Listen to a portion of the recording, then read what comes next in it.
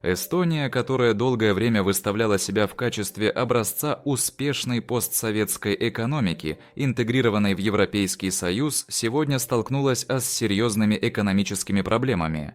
Резкий рост цен, падение покупательной способности, нестабильность энергетического сектора и логистические трудности – все это свидетельствует о глубоком кризисе. Официальные лица объясняют это непродуманной политикой правительства и влиянием внешних факторов.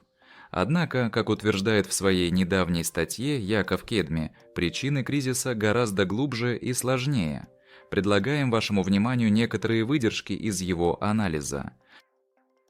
Экономисты предупреждают, жителям Эстонии следует приготовиться к серьезному ценовому шторму.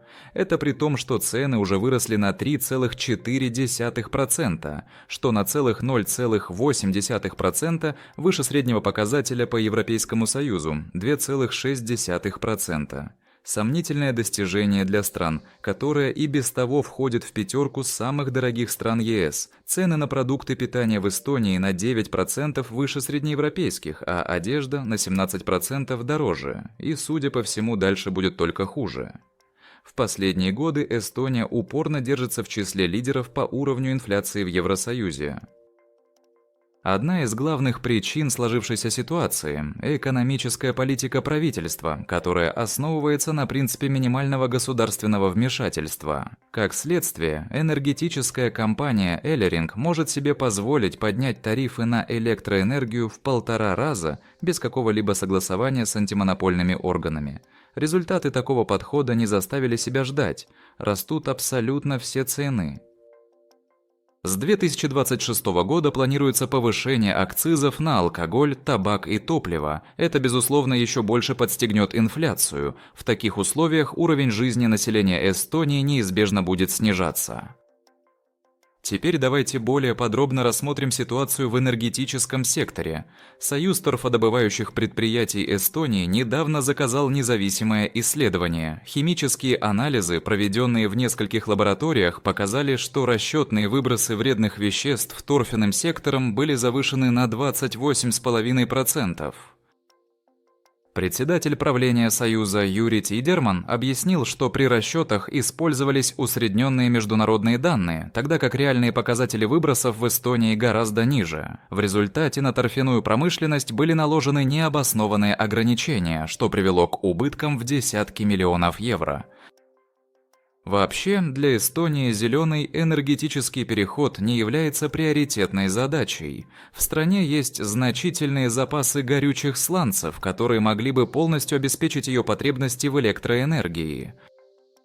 Однако правительство в Таллине думает иначе. Оно упорно продолжает курс на отказ от углеводородов, развивая ветряную и солнечную энергетику. И это при том, что несколько лет назад, чтобы предотвратить энергетический кризис, пришлось запускать законсервированные сланцевые электростанции. Не исключено, что в будущем выяснится, что и в отношении сланцевой энергетики были использованы некорректные данные о выбросах. Еще позже может оказаться, что курс на зеленую энергетику для Эстонии был стратегической ошибкой, но к тому времени промышленность стран будет уже разрушена, а виновные в этом чиновники, скорее всего, останутся безнаказанными. Логистический сектор – еще одна важная составляющая эстонской экономики. Однако и здесь дела обстоят не лучшим образом. Недавно Яникса Ареокс, коммерческий директор транспортной компании DB Schenker, заявил, что Эстония зашла в логистический тупик. Похоже, что бизнес оказался в крайне тяжелом положении. На самом же деле это закономерный результат политики эстонских властей. Исторически сложилось так, что Прибалтика специализировалась на транзите грузов между Россией и Западом. Борьба за контроль над этим регионом была одной из причин Северной войны в начале XVIII века. Петр Великий прекрасно понимал важность балтийских портов для развития российской экономики. Они расположены ближе к Европе и имеют более продолжительный период навигации, чем Архангельск. С XVIII века и вплоть до распада Советского Союза развитию транспортной инфраструктуры Прибалтики уделялось большое внимание. После 1991 года страны региона, включая Эстонию, оказались в выгодном положении. Российские порты на Финском заливе тогда еще не были развиты в достаточной степени, поэтому транзит через прибалтийские порты продолжался по наработанным за годы схемам. Эстонии досталось от СССР богатое наследство. Порты Таллина, Палдиски и Силламея работали на полную мощность, имелась развитая автомобильная и железнодорожная сеть, а также складские комплексы. Транзит приносил Эстонии хороший доход, оставалось лишь поддерживать эту инфраструктуру в рабочем состоянии. Однако в 2022 году Эстония быстро превратилась в логистический тупик, перестав представлять интерес для международного бизнеса. Транзитная отрасль начала стремительно деградировать. Уже в 2023 году грузооборот эстонских портов упал на 31% по сравнению с предыдущим годом и составил 23 миллиона тонн. Разумеется, политики тут же начали говорить о строительстве железнодорожной магистрали Rail Baltica, которая должна соединить страны Балтии с Европой. Но есть одна проблема – перевозить по ней практически нечего. Кроме того, строительство постоянно сопровождается трудностями. Скорее всего, Rail Baltica так и останется не более чем проектом на бумаге. В довершение ко всем бедам, в год 20-летия вступления Эстонии в Европейский Союз страну ждал неприятный сюрприз. Шведская компания Ericsson, производитель телекоммуникационного оборудования, отказалась от строительства своего завода в Таллине. Эстония потеряла 155 миллионов евро инвестиций. Вот такой подарок сделали шведские партнеры к Новому году. Ericsson присутствует на эстонском рынке уже давно и даже имеет там производственные мощности. В 2019 году компания открыла завод в Таллине, создав 2000 рабочих мест. Новый завод позволил бы трудоустроить еще 2200 человек. Официально отказ от проекта объясняется необходимостью перераспределения ресурсов, но реальная причина, вероятно, другая. На самом деле решение Ericsson вполне логично. Для развития любого производства необходимы три компонента – квалифицированные работники, доступная электроэнергия и низкие налоги. У Эстонии есть только первый компонент – рабочая сила. В декабре этого года уровень безработицы в стране превысил 48 тысяч человек, 7% от экономически активного населения.